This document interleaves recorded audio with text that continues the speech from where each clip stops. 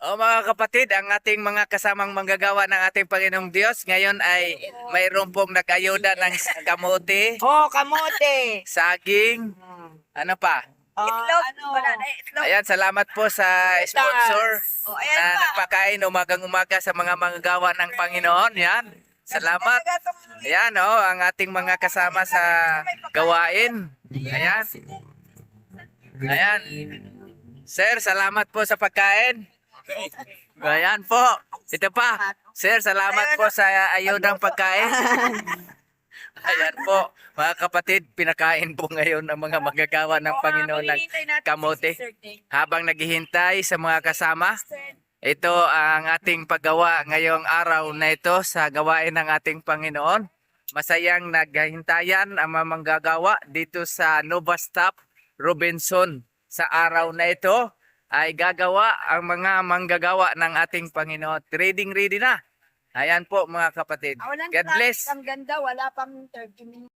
Ito po kaming bagong recruit ngayon. Sister Emily. Sister Emily, ano po ang iyong masasabi? Kapit-bahay lang kami dito, kaya baka makalipat ako dito. Amen. So, yan po ay gusto na niyang lumipat dahil gusto na sumali sa... Bahay kasi na Ah, kayo. ay, ganun. Ate ko dyan sa may kama rin, oh. Kaya pala. Akala ko gusto nang lumipat. Mare-recruit na sa... Si may leader po. Lipat pala ng bahay. Lilipat lang pala ng bahay. Sister Mary Jane, masipag kumain ng kamote. Yes! Kamote. Yan na, Sister Lisel. Ayan. Sister Clara. Ayan. Si Brother Luel. Ayan po. Ayan po ang mga magagawa ng ating Panginoon sa araw na ito. By the flowers of season, may the soul to rise in the center, in the creating hills in the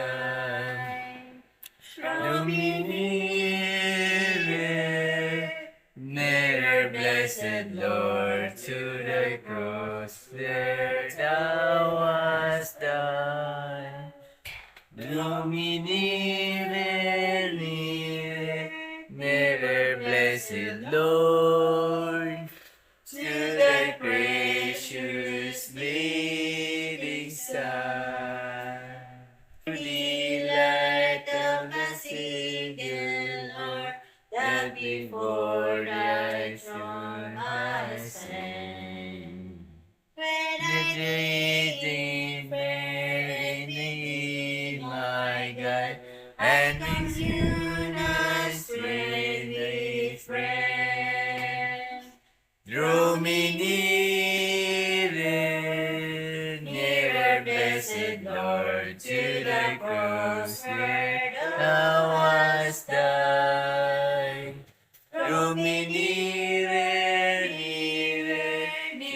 blessed Lord, to thy precious bleeding side.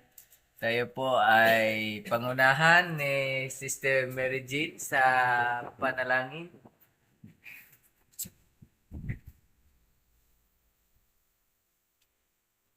Diyos ang namin banal, dakilang tahanan ng nasa mga langit.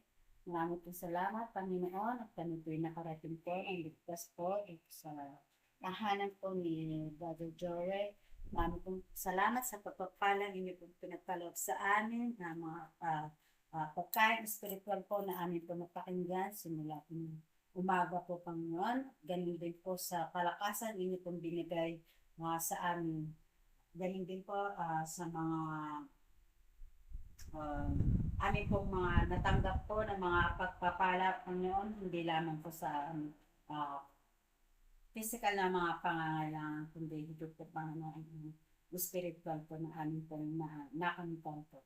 At muli, ngayon po, kami po ay muli mag-aaral po ng aming lesson po sa gabing ito na maaari po bang Panginoon na muli po kami pangunahan na aming po namang presensya, siya po namang manguna po sa bawat isa sa amin, lalo't higit po sa magbibigay po ng mensahe sa amin sa oras na ito na ang pangunawa po ng aming Panginoong Hesus Kristo siya po nawang ipagkaloob po sa bawat isa po sa amin upang ang katotohanan at ang liwanag ng inyong mga banal na salita ay siya po nawang pumasok sa aming mga puso at isipan. Ito po ang aking dalangin, sumatang sa pangalan ng aming Panginoong Hesus. Amen. Tayo po ngayon ay dadako sa ating pong lesson review. Pangunahan tayo ni Brother Lowell Aton. Brother Lowell? Ayan. Ito ang lesson natin. Luzon, November, November 20, Lunes, ang pamagat binago ng pagninilay. Binago ng pagninilay. Dito, ang pagninilay ay sa halimbawa ng mga dakilang bayani ng pananampalataya ay mahalaga para sa ating spiritual na pagbago.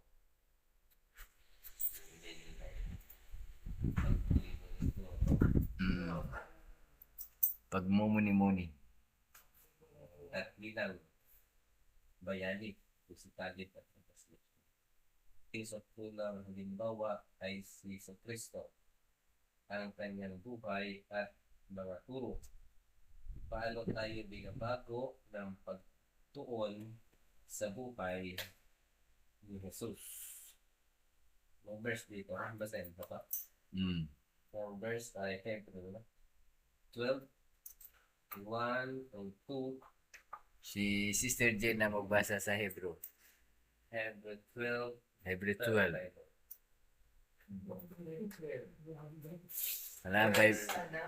ito, Bible. Tapos, Hebrew 12 pa rin ito, 2 Corinto 3:8.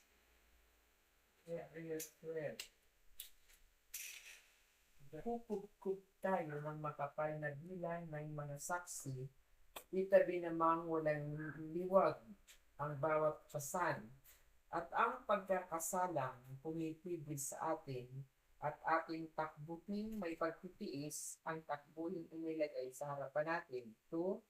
Namasdan natin si Jesus na gumawa at sumakdal ng ating pananampalataya, na siya dahil sa kagalakan inilagay sa harapan niya, ay nagtiis ng krus na walang bahala ang kahihiyan at umupo sa kanan ng lugtugan ng Diyos.